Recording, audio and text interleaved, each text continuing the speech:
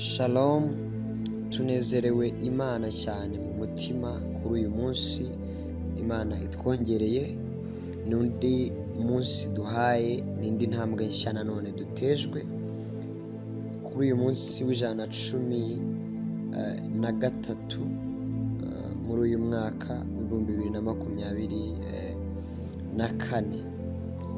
Ni amahirwe adasanzwe, ntabwo dufite uko twabisobanura n'uko twabyita, ni neza y'Imana. Nsomye Zaburi ya 34 umurongo wa 8. Bible mfitani iravuga ngo all taste and see that the Lord is good.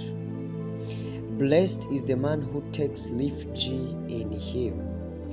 Ariko muri Kinyarwanda ni uwa 39.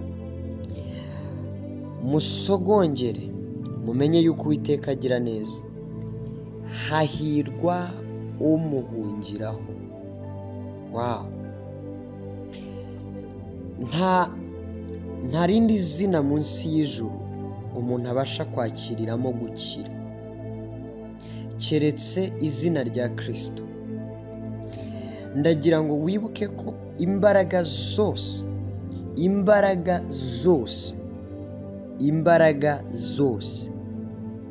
ni iz'Imana. Ni ukuvuga ngo hashobora kubaho abazifata bakazikoresha mu buryo bw'inyungu zabo, ariko ikintu cyose cyitwa imbaraga isoko yacyo ni Uwiteka, tutitaye kuzifite. Imbaraga zose ni iz'Uwiteka. N'uyu munsi ibiri guteza ibibazo mu buzima bw'abera biri gukoresha imbaraga bifite, ariko mu by'ukuri muri ibyo bintu byose nta na kimwe kirimo gifite ubushobozi bwiremera imbaraga bwite. Byose bikonsuminga ku mikorere y'Imana miremire, bigakuraho ubushobozi bwo kumanipira abantu no kubakorera ibibi, ariko imbaraga zose zihari Imana niyo ifite kontrole yazo. Amen. Kandi gikomeye, ibindi byose bikoresha imbaraga mbi, ni ukuvuga ngo bizana icyica, ariko imbaraga za Kristo, icyica icyo ari cyo cyose cyaba cyageze ku buzima bw'umuntu, iza Kristo zibasha kugisimbuza ubuzima. Izo mbaraga yo zazanye igihombo, imbaraga za Kristo zibasha kwimura igihombo zikimika kunguka. Izo mbaraga mbi yo zazanye rejection, yo zazanye gutereranwa, imbaraga za Kristo zongera kuzana undi mwuka wa adaptation, wo kongera kwemerwa no kwakirwa. Ntabwo iyi myuka izana igisebo ijya ibasha gutsinda iteka, kuko ineza ya Kristo biravuga ngo ihora ishaka abayishaka iteka, bayitegereza ngo ibagirire neza. Amen. Ntabwo ikibazo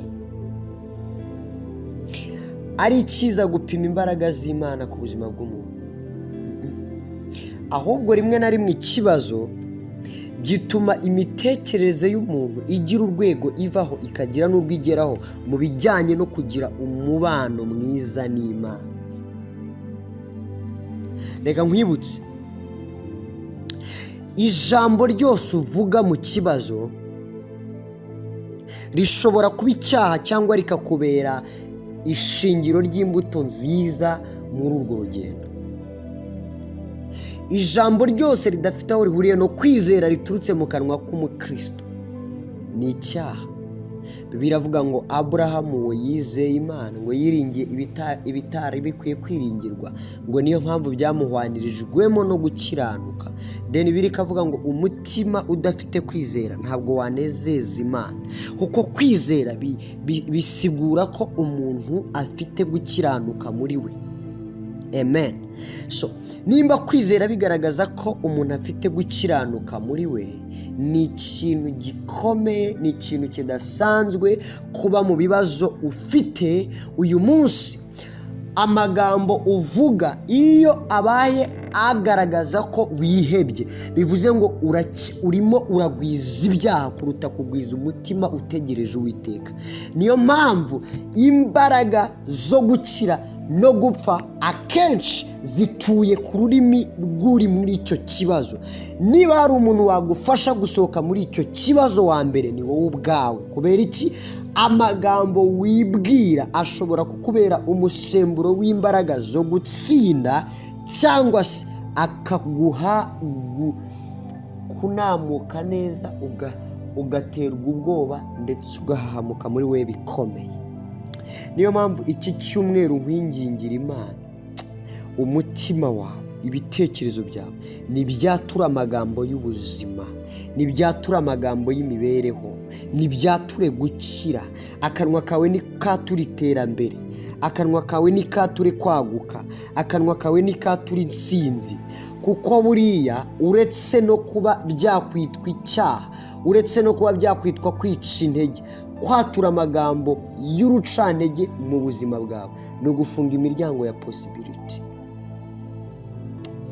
Ariko Uwiteka Imana akwiyereke n'imbabazi ze nyinshi, akwiyereke n'ubuntu bwe budasanzwe.